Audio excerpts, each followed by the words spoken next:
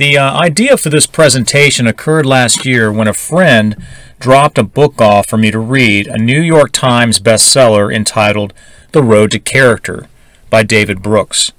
Brooks develops this nonfiction work based on an essay entitled The Lonely Man of Faith by RB Soloveitchik, where Soloveitchik's thesis is how man engages God based on the lens through which he sees him.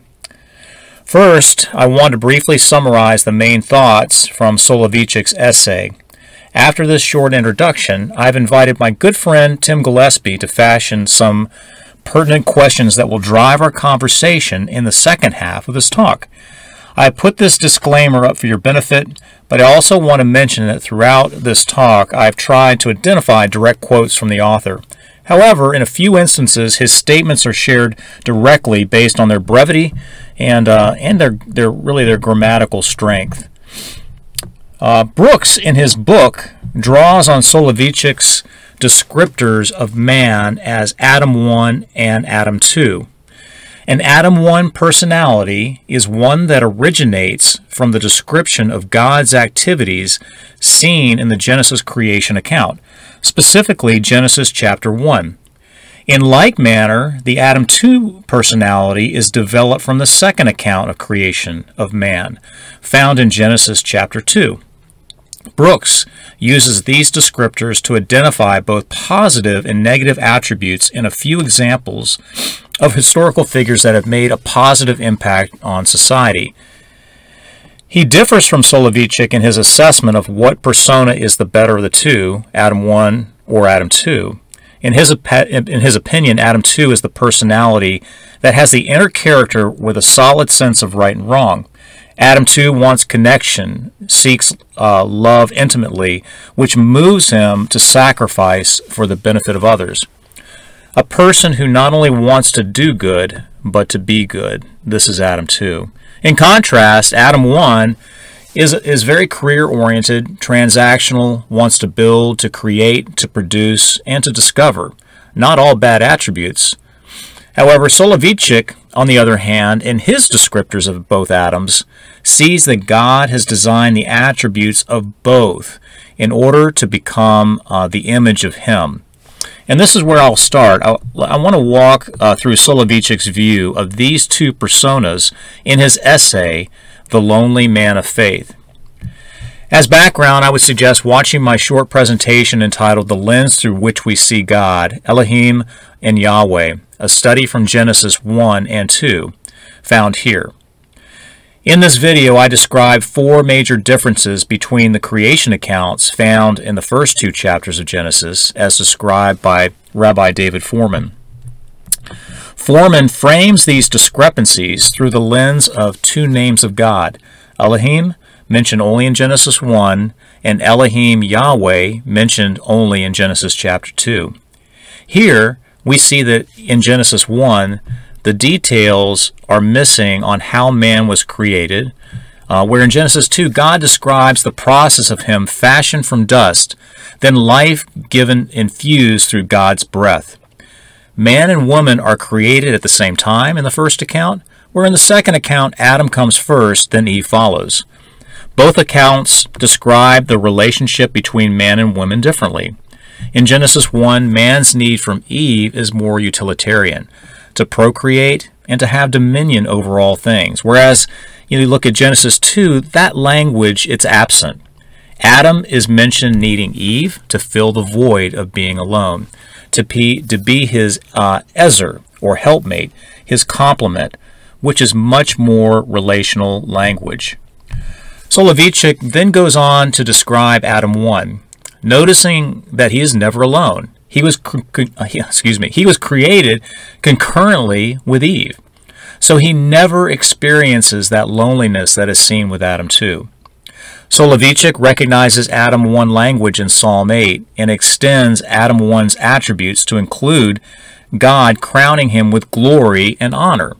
Look at Psalm 8, 5 through 6, and speaking of man. Here, the psalmist writes, "You have made them a little lower than the angels and crowned them with glory and honor." and that's seen also as dignity. You have made them ruler over the works of your hands. You have put everything under their feet.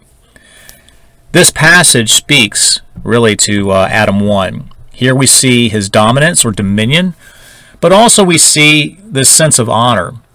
And the word honor is interchangeable with the word dignity in the Hebrew, where the word hadar, H-A-D-A-R, means to swell up.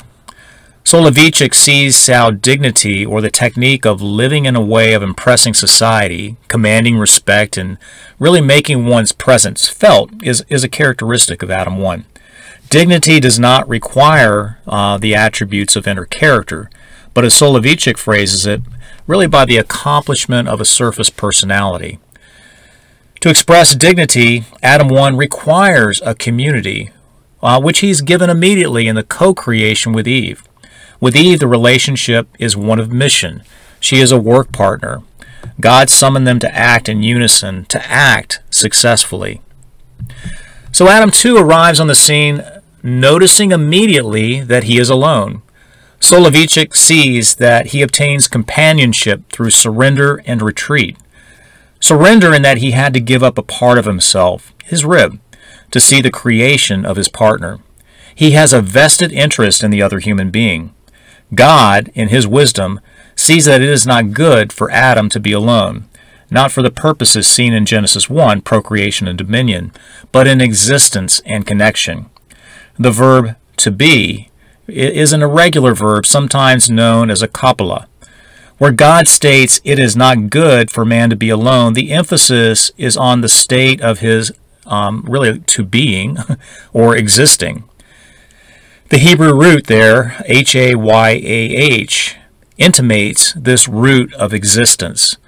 The relationship is not defined in utilitarian, but really in ontological terms. Ontological is just a term for dealing with a person's state of being. Soloveitchik then goes on to describe the two types of communities that both Adams represent. For Adam 1, the author describes the majestic community as his place of relationships. This community views God through the lens of majesty, where God reigns supreme over creation. He is everywhere, but at the same time above and outside everything. The relationship between Adam 1 and God is one of respect, one of viewing God as all-powerful and as judge. However, in Genesis 1 account, God is not described as relational. There are no thoughts of him seeing then meeting the needs of Adam. So Soloveitchik sees this community as what he calls an I and a thou community. Here, connection to God is through him being a cosmic ruler.